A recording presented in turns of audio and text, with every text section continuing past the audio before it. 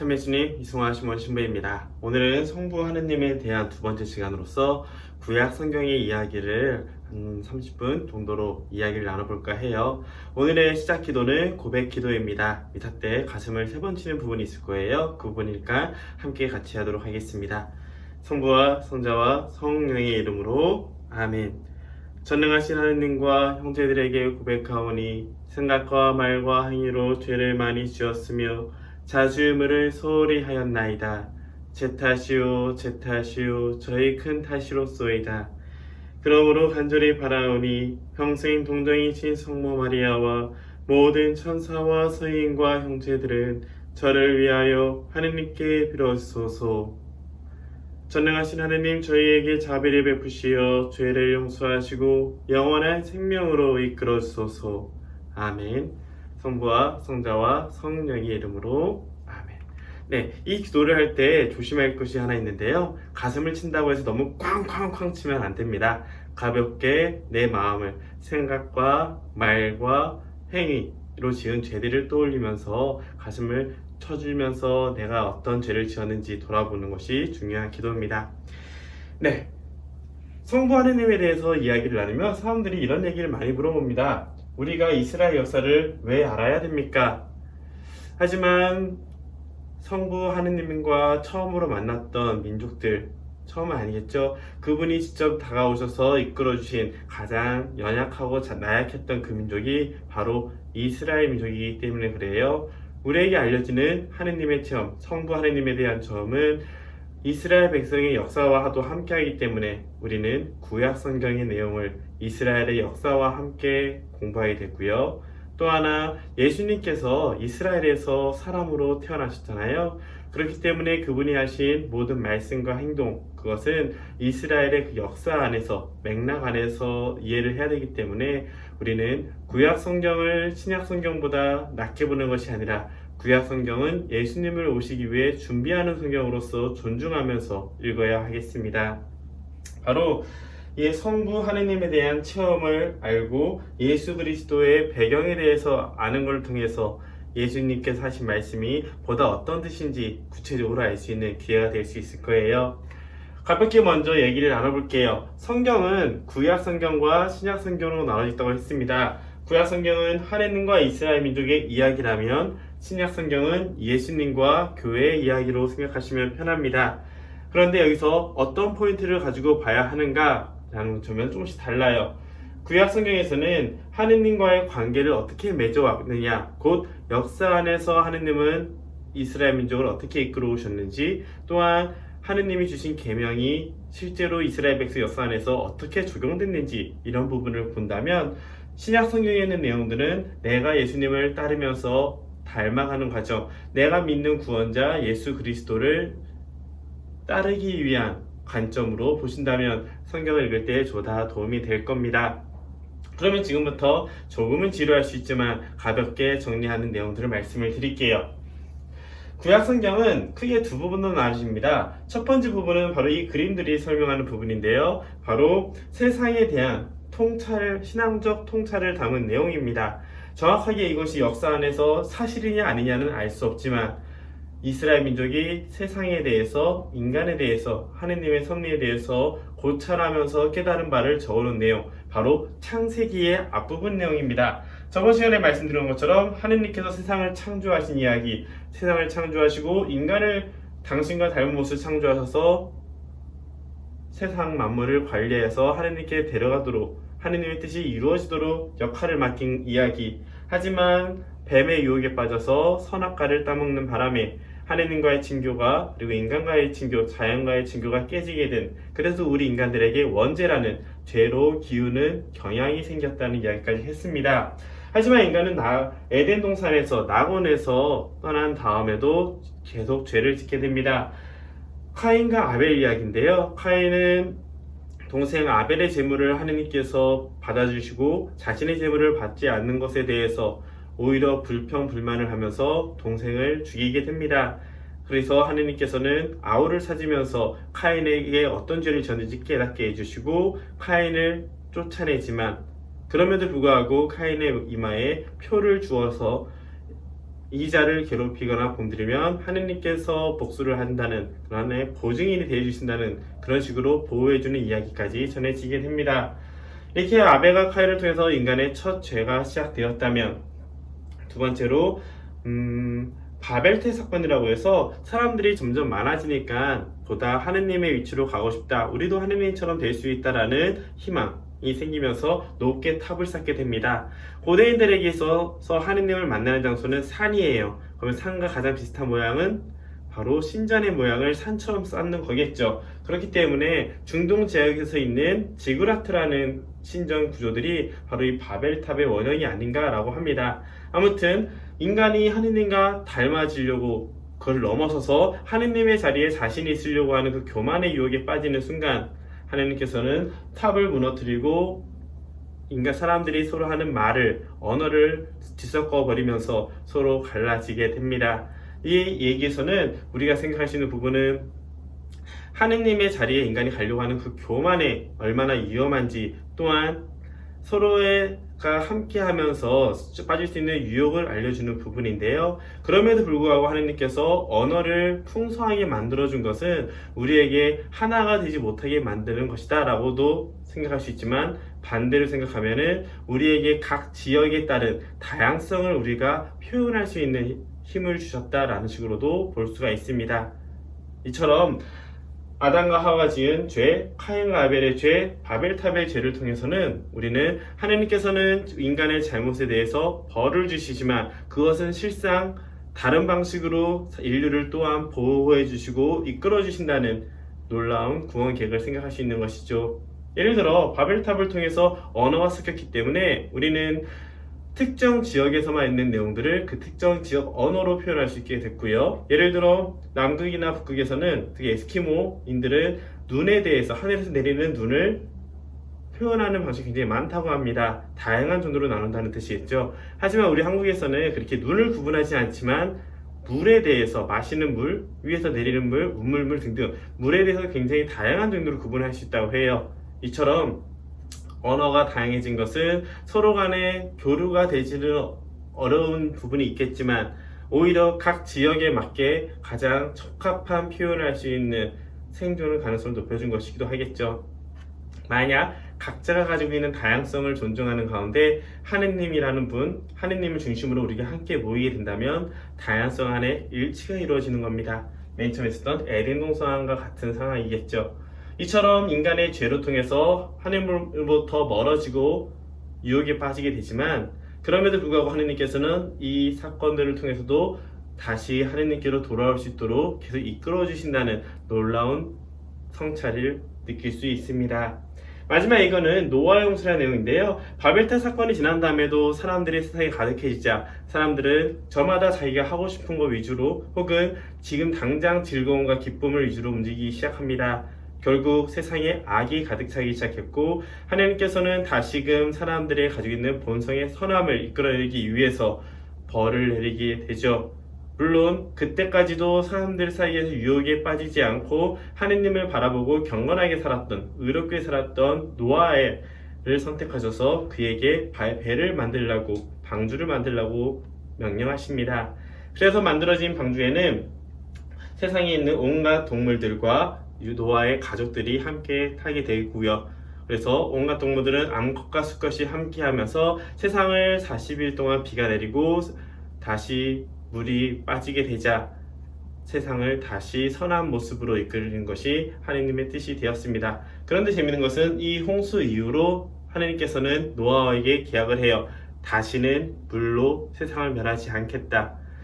이 이후로부터는 인간에게 있어서 하느님을 함부로 멸하지 않으시고 인간들이 꾸준히 돌아올 수 있도록 하느님께서 각자 다양한 방법으로 시대와 장소에 따라서 인간들을 이끌어주는 것을 볼 수가 있겠습니다.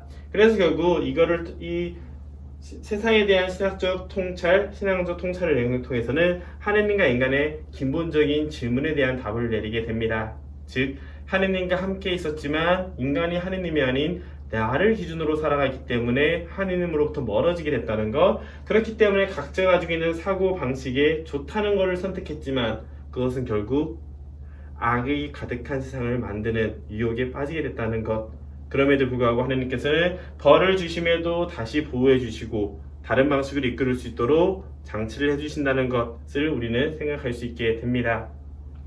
여기까지가 하느님과 인간의 관계, 인간과 인간의 관계, 세상과 인간의 관계에 대해서 이야기를 나눴다면 이제부터 본격적으로 이스라엘의 역사에 대해서 나오게 됩니다. 아까 말씀드렸죠? 두 가지 부분을 나누신다고요. 앞에 부분이 창세기 전반부 내용인데 세상에 대한 신학적인 성찰이라면 후반기 창세기 중후반부터 시작을 해서 나머지 시편과 지혜서까지 나머지 모든 구약 성경에 대한 내용은 역사 안에서 이스라엘 백성이 체험한 하느님에 대해서 이야기하게 됩니다. 크게 중요한 포인트들 이렇게 적어봤는데요. 직접 성경을 읽은 게 제일 좋지만 아마 두꺼워서 지금 말씀드리는 가벼운 내용들을 기억해 주면 좋을 겁니다.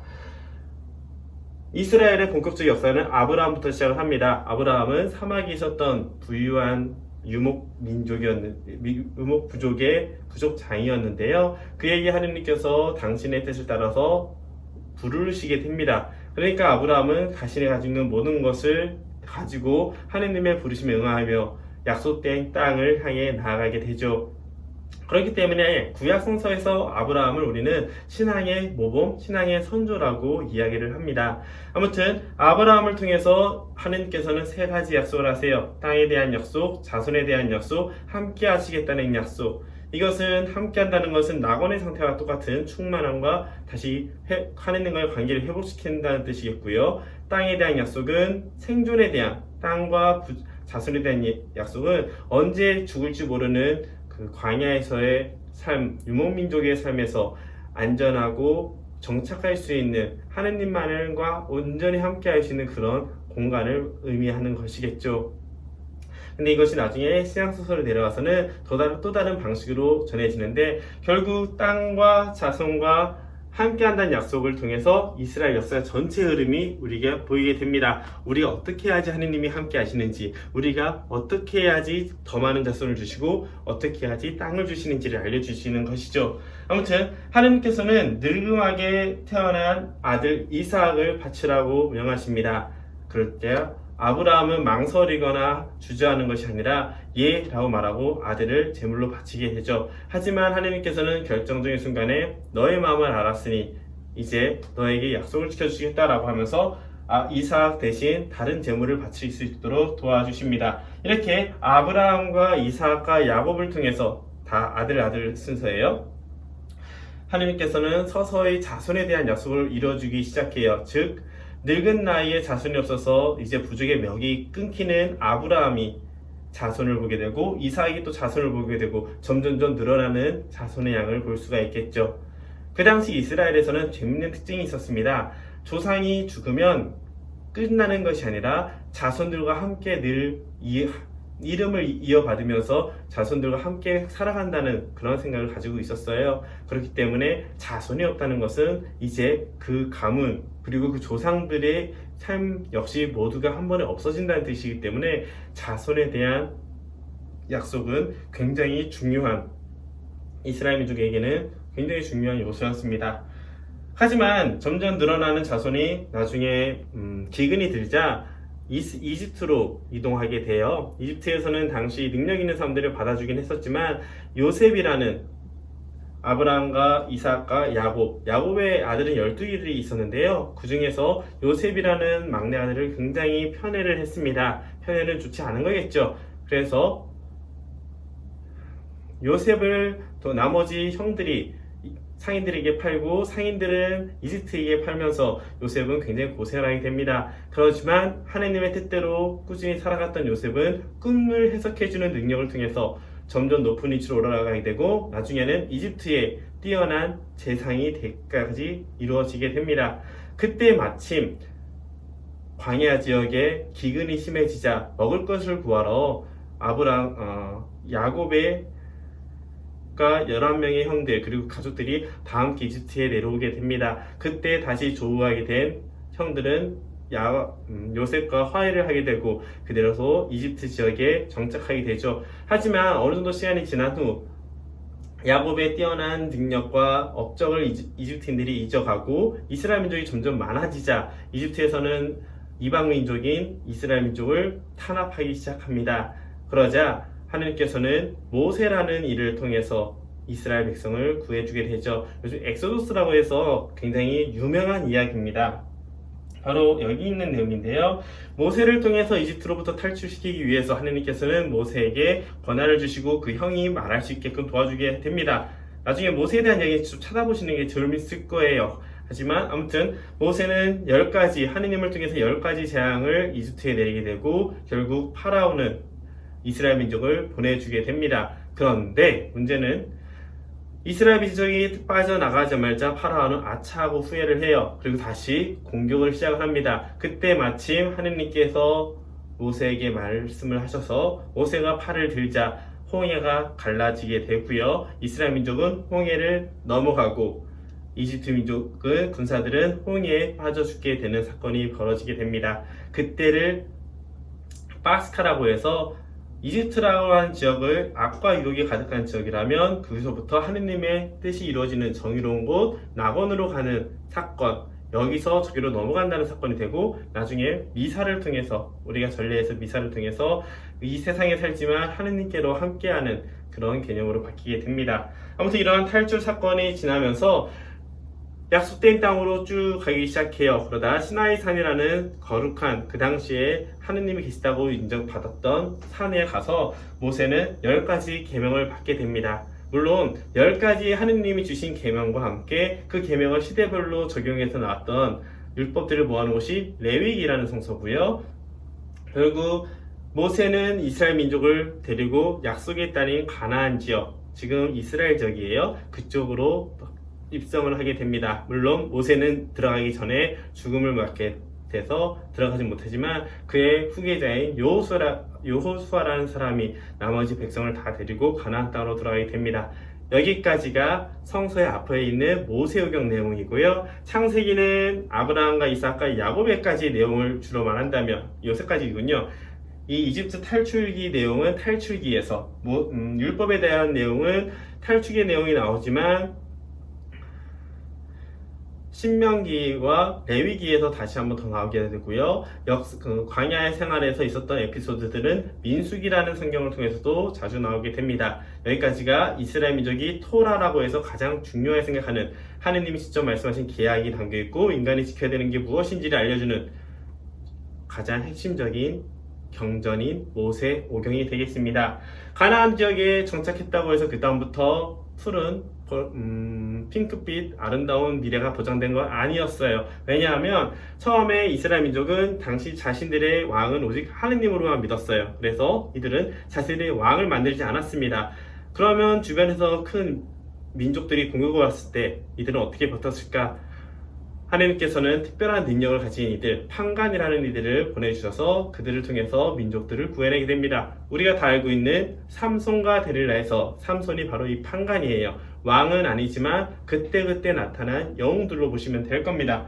그래서 삼손이 눈을 먼 상태에서 머리 잘리고 힘 빠진 상태에서 기둥을 무너뜨려 같은 사람들을, 이 민족들을 공격 죽였다는 것은 굉장히 재미난 일화지만 이렇게 판관기가 성서 안에서 판경기의 내용은 이 판관들의 활약, 하느님의 뜻이 이루어졌을 때 백성들이 하느님을 잊고 다시 우상 숭배를 하든지 다른 신들을 믿기 시작할 때마다 위기가 찾아오고 그 위기는 다시 하느님께 회개하고 돌아왔을 때 판관들을 등장시켜줘서 구하는 이야기가 반복되게 됩니다.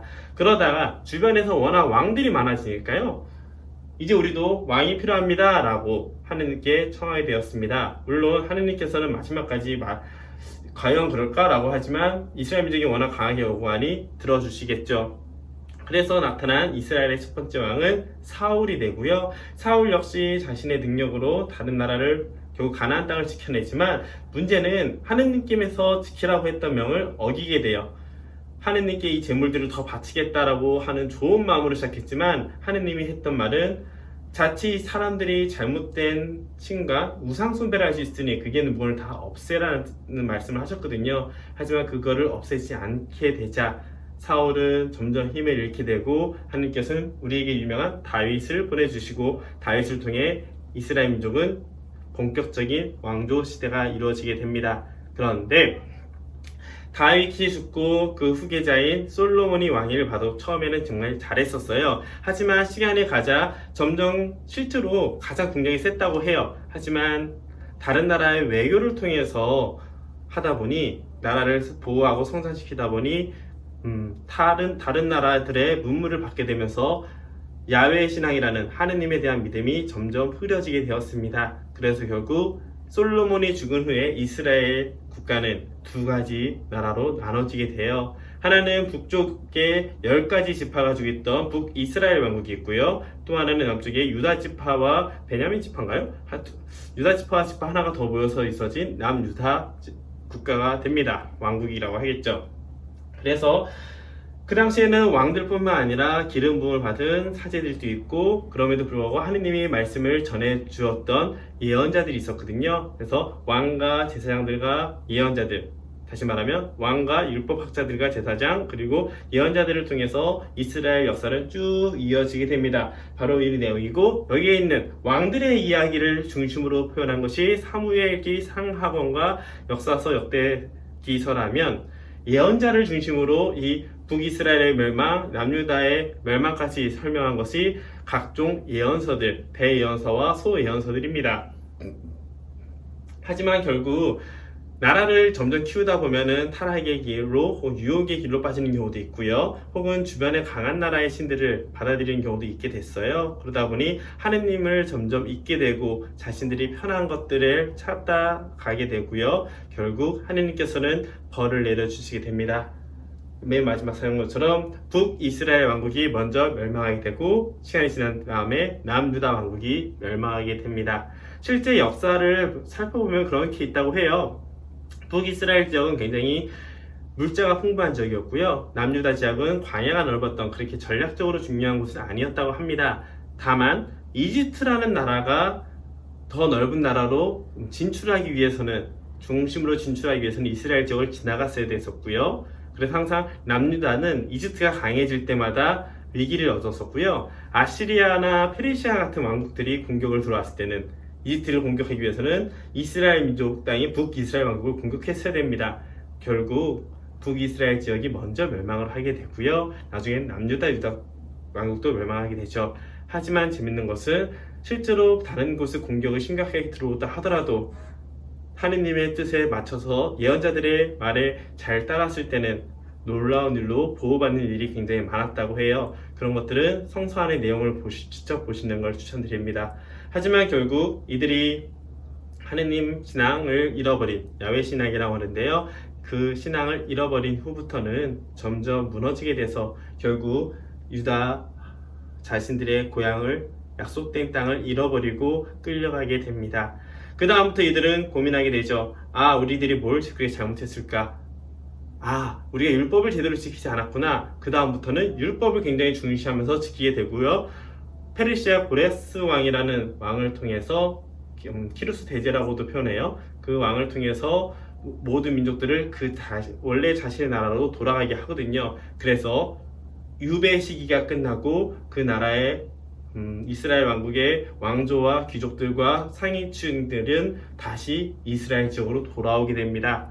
그리고 약 200년 동안 시간 동안 하느님께서는 이스라엘 민족에게 특별한 말이 없었다고 해요. 물론 로마의 공격을 통해서 로마의 지배를 받게 되는 것은 신구약 중간사라고 해서 마카베오 상하권에서 많이 표현을 하지만 예레미야서도 있고요. 아무튼 많이 표현하지만 중요한 것은 약속의 땅으로 다시 돌아왔음에도 불구하고 이들의 삶은 이미 많이 변했기 때문에 이 남아있었던 사마리아 지역 사람들과 다시 돌아온 유다의 고귀한 이들 사이에서의 또 다툼도 있었고요. 그리고 율법을 통해서 사람을 차별하게 되는 슬픈 역사도 있게 됩니다. 결국 중요한 것은 예수님이 돌아오기 전부터 이 유배 시간이 끝나고 신구약 중간사라는 200년 정도의 시간이 지난 다음에 예수님이 탄생하시는데 그때까지 하느님은 이스라엘 민족에게 특별한 응답을 하지 않게 됐어요. 지금부터 쭉 보면요. 말이 좀 많았죠? 하느님의 약속이 무엇인지를 생각했을 때 그 약속은 단순히 너가 나의 민족이니까 무조건 해줄게 라는 것이 아니라 우리들이 하느님의 말씀, 율법을 잘 지키고 하느님에 대한 신앙을 잃어버리지 않았을 때 이루어지는 계약이라는 것을 알게 됩니다. 곧 주님께서 함께 하신다는 것, 자손의 번창한 약속, 땅의 약속은 우리들이 얼마큼 하느님이 알려주신 뜻을 잘 지키고 살아가느냐에 따라서 선물로 주어지는 것이지, 우리가 당신의 민족이기 때문에 무조건 주셔야 됩니다 라는 것이 아니라는 거죠. 오늘날 우리가 살아가는 신앙생활 역시 내가 세례를 받았기 때문에 당연히 하느님께서 나에게 은총을 줘야 돼 라는 것이 아니에요. 오히려 하느님의 뜻을 맞춰서 내가 살아가고 내가 정화되어서 하느님을 닮아갈 때 이 약속들은 자연스럽게 이루어진다는 것이죠. 결국 나중에 함께 하신다는 약속은 하느님이 직접 사람이 되어서 오시게 되는 예수 그리스도의 탕생이 이루어지고요. 자손의 약속은 하느님을 통해서 그때 당시 병이 걸리거나 하면은 죄를 지은 사람들이 병이 걸린다는 생각이 있었고, 마귀 들린 사람도 죄를 졌기 때문에 하느님을 멀리했기 때문에 걸린다는 이식이 있었어요. 하지만 예수님께서 오셔서는 이민족들에게도 복음을 선포하시고 아픈 이들을 회복시키시고 하면서 마귀들이 걸린 사람들은 마귀를 쫓아내시면서 모든 사람들을 다시 하느님 백성으로 초대하시게 됩니다. 그리고 결국 하느님과 함께하는 하느님 나라를 향해서 함께 나아가게 되죠. 예수 그리스도를 통해서 이미 시작되었지만 마지막 날까지 완성을 향해 나아가는 그 약속. 그렇기 때문에 우리는 세례를 받았다 하더라도 한 예수 그리스도의 이스라엘 역사를 잘 바라보면서 우리 자신이 유혹에 빠지지 않도록 조심하고 하느님께 나아가는 그 믿음을 버리지 않으셨으면 좋겠습니다. 여기까지가 성부 하느님에 대한 이야기를 나눠드렸고요. 이스라엘의 역사에 대해서 가볍게 설명을 드렸습니다. 굉장히 부족한 내용이에요. 하지만 지금 말씀했던 주요 포인트들만 기억하고 하느님이 하신 약속 3가지를 기억하면서 공부를 하고 시청서를 보신다면 여러분들에게 보다 도움이 되실 거라 믿습니다. 수고 많으셨고요. 이제 마침기도 고백기도 마치고 그만 다음 시간에 뵙도록 하겠습니다. 성부와 성자와 성령의 이름으로 아멘. 전능하신 하느님과 형제들에게 고백하오니 생각과 말과 행위로 죄를 많이 지었으며 자주음을 소홀히 하였나이다. 제 탓이요 제 탓이요 저의 큰 탓이오입니다. 그러므로 간절히 바라오니 평생 동정이신 성모 마리아와 모든 천사와 성인과 형제들은 저를 위하여 하느님께 빌어주소서. 전능하신 하느님 저희에게 자비를 베푸시어 죄를 용서하시고 영원한 생명으로 이끌어주소서. 아멘. 성부와 성자와 성령의 이름으로 아멘. 수고하셨습니다.